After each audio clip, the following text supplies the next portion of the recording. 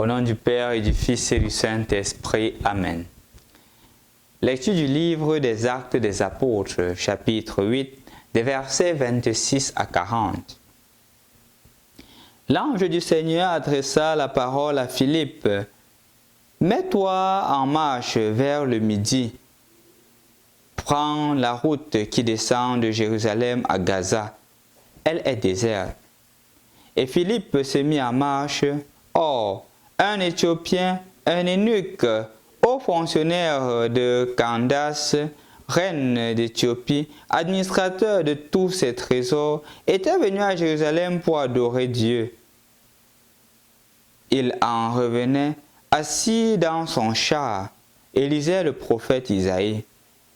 L'Esprit du Seigneur dit à Philippe, « Avance et rejoins ce char. » Philippe s'avança en courant et entendit que l'homme lisait le prophète Isaïe. Alors il lui demanda, « Comprends-tu ce que tu lis ?» L'autre lui répondit, « Comment pourrais-je comprendre s'il n'y a personne pour me guider ?» Il invita donc Philippe à monter et à s'asseoir à côté de lui. Le passage de l'Écriture qu'il lisait était celui-ci. Comme une brebis, on l'a conduit à l'abattoir. Comme un agneau muet devant le tondeur, il n'ouvre pas la bouche. À cause de son humiliation, sa condamnation a été levée. Sa destinée, qui la racontera? Car sa vie a été retranchée de la terre. L'eunuque dit à Philippe, « Dis-moi, je t'en prie, de qui le prophète parle-t-il? De lui-même ou bien d'un autre ?» Alors Philippe prit la parole et, à partir de ce passage de l'Écriture, il lui annonça la bonne nouvelle de Jésus. Comme ils poursuivaient leur route, ils arrivèrent à un point d'eau où l'eunuque dit, « Voici de l'eau. Qu'est-ce qui empêche que je reçoive le baptême ?» Il fit arrêter le char. Ils descendirent dans l'eau tous les deux, et Philippe baptisa l'eunuque. Quand il fut remonté de l'eau, l'Esprit du Seigneur emporta Philippe. L'eunuque ne le voyait plus, mais il poursuivit sa route tout joyeux. Philippe se retrouva dans la ville d'Asdod. Il annonça la bonne nouvelle dans toutes les villes où il passait jusqu'à son arrivée à Césarée. Bonjour chers frères et sœurs dans le Christ. Rendu au jeudi de la 3e semaine du temps de Pâques, nous continuons l'événement ou du moins l'action de l'Esprit Saint dans la naissance de la première communauté chrétienne. Et aujourd'hui encore, nous écoutons l'action de l'Esprit Saint dans la vie de Philippe. Rappelons qu'il a été à Jérusalem à cause des persécutions. Il a quitté Jérusalem et il est allé en Samarie, où il a commencé l'évangélisation et beaucoup de personnes se sont attachées à la foi. Aujourd'hui encore, on voit sous l'action de l'Esprit Saint comment est-ce qu'il va annoncer l'évangile à un eunuque éthiopien, comme pour dire à un Africain du continent africain. L'eunuque, haut fonctionnaire, reçoit la parole de Dieu. Que c'est beau.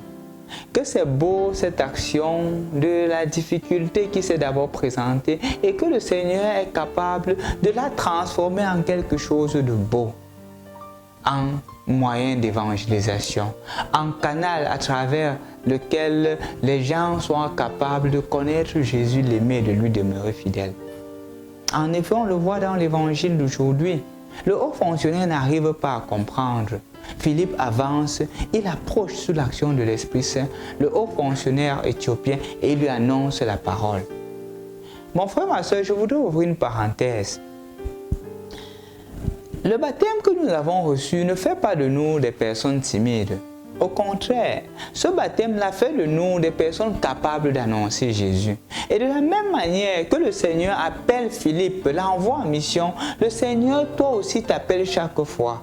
Le Seigneur t'envoie en mission, peut-être à ton collègue de service, peut-être à ta camarade ou à ton ami qui est au marché avec toi, peut-être à ton voisin et à ton voisin, peut-être à un membre de famille. Le Seigneur aussi t'envoie en mission. De la même manière que Philippe s'est laissé conduire par le Seigneur voudrait aussi que tu te laisses conduire.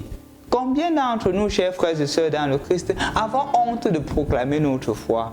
Combien d'entre nous avons honte de dire que nous sommes chrétiens? Combien d'entre nous avons honte de dire en public la parole de Dieu? Combien? Nous avons honte. Et le baptême que nous avons reçu ne fait pas de nous des hommes timides. Le baptême que nous avons reçu fait de nous des hommes de foi, capables d'annoncer Jésus, le faire connaître, le faire aimer dans le monde entier. Et c'est ce pourquoi nous sommes à la suite du Christ. Nous sommes à la suite du Christ parce qu'on veut être des témoins. Et le Seigneur voudrait aussi que toi aujourd'hui tu sois un témoin. Cette personne-là capable de l'annoncer.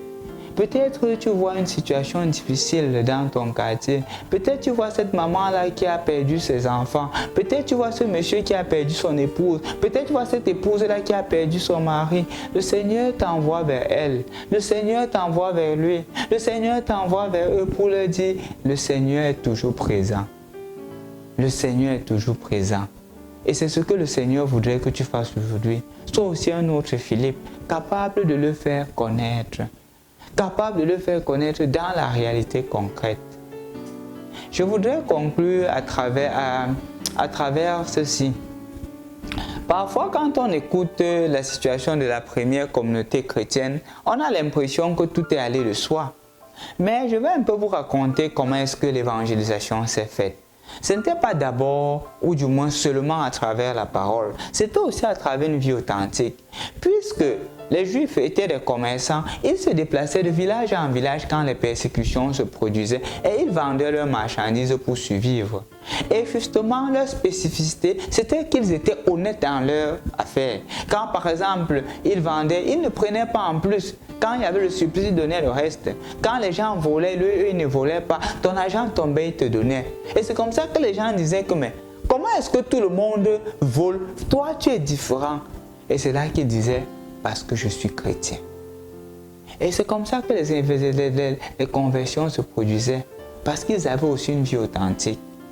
Parce que justement, leur vie inspirait. Le Seigneur voudrait aussi que toi, aujourd'hui, ta vie inspire.